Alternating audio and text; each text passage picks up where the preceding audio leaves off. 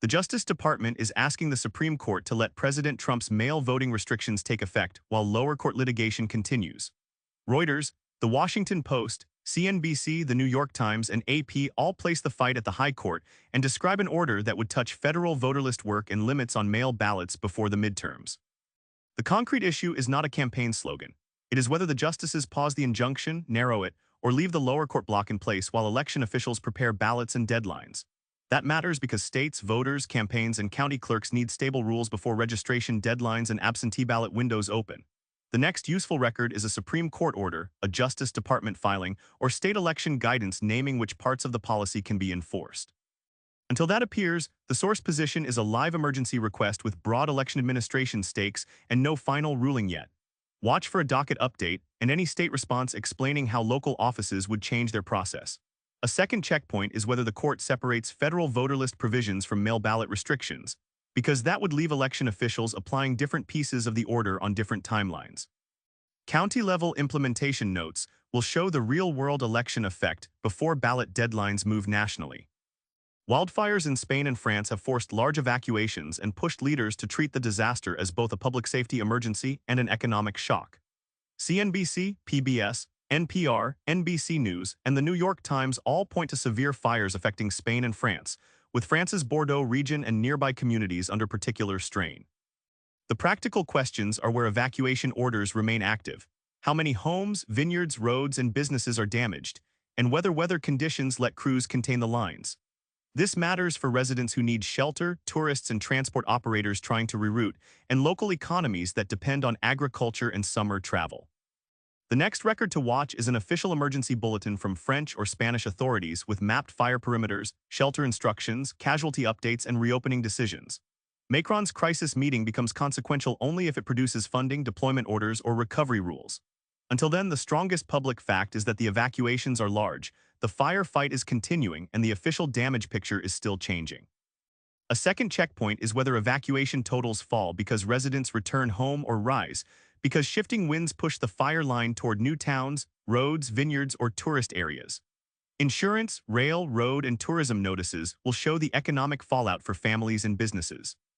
James Comey's lawyers are asking a judge to dismiss the Trump administration's case over his so-called seashells post, arguing the speech is protected and not a true threat.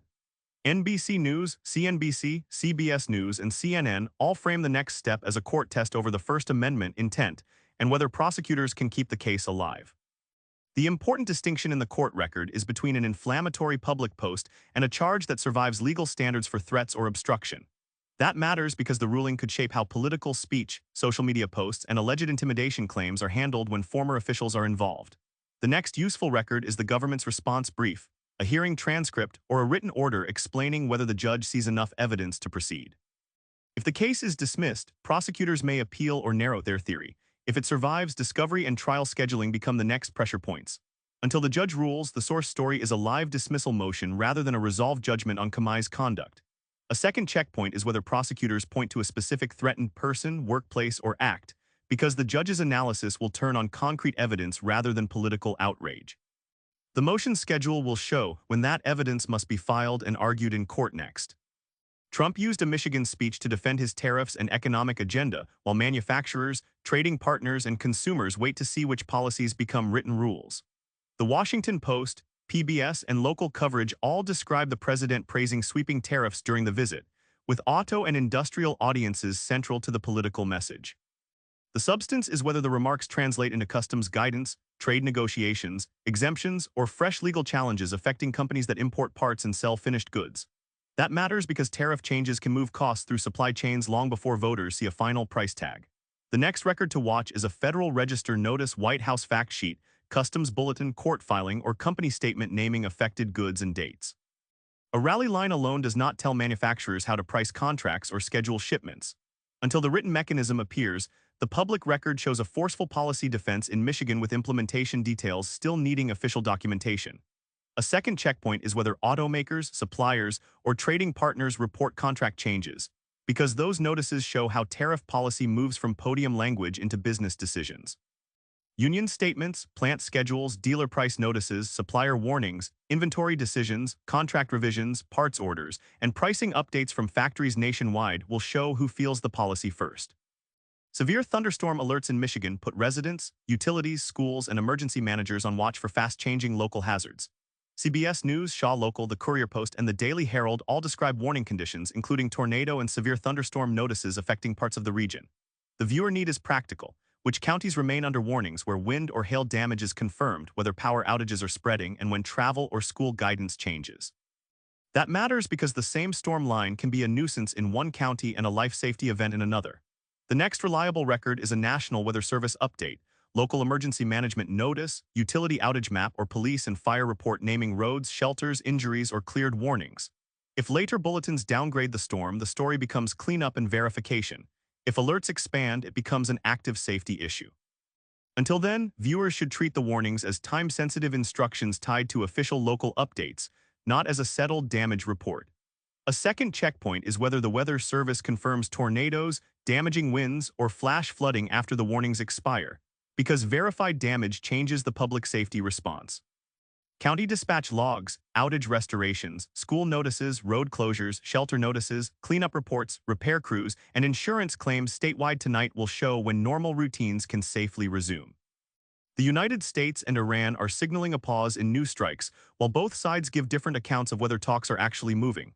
Reuters, CNN, CNBC, and NPR describe a tense moment after drone attacks and recent fighting, with Trump saying communication is possible, and Iran saying there are no current negotiations with Washington. The key uncertainty is not simply who is talking. It is whether military commanders, diplomats, or regional governments see a real de-escalation path that can survive another incident. That matters because shipping, oil markets, U.S. forces, Iranian civilians, and neighboring countries can all be affected if the pause breaks. The next record to watch is a White House statement, Iranian Foreign Ministry comment, Pentagon briefing, or regional security notice confirming talks, red lines, or renewed strikes. Markets will also react if shipping risks change around Gulf routes. Until an official document or briefing aligns the two accounts, the source story is a fragile pause with negotiations disputed and escalation risk still present. A second checkpoint is whether allied governments or shipping authorities change alerts, because regional readouts can confirm whether the pause is affecting forces beyond Washington and Tehran. Congressional reaction, defense briefings, shipping advisories, oil market notes, and any allied readouts this week may also show whether legal scrutiny grows. Israel says it will allow an international force into Gaza under the ceasefire framework, but the details that determine whether it works are still unresolved. Reuters, Al Jazeera, South China Morning Post, and the Times of Israel all describe Israeli approval for a stabilization or international force connected to the Trump ceasefire plan. The practical questions are which countries contribute personnel, who commands them, what mandate they hold, and how they coordinate with Israeli forces, Palestinian authorities, aid groups, and civilians. That matters because a force without clear rules can fail to secure aid routes or reduce violence, while a workable mandate would shape daily life in Gaza. The next useful record is a written agreement, UN or regional statement, Israeli cabinet text, or named list of participating countries. Humanitarian groups will also need access and security guarantees before the announcement changes conditions on the ground. Until those documents appear, the source story is approval in principle, not proof that a functioning force is deployed. A second checkpoint is whether aid agencies report safer movement for convoys and medical teams, because operational access will show whether approval in principle changes conditions for civilians. Border crossing updates, convoy logs, security guarantees, agency rosters, and hospital supply reports this week will show whether supplies can move consistently.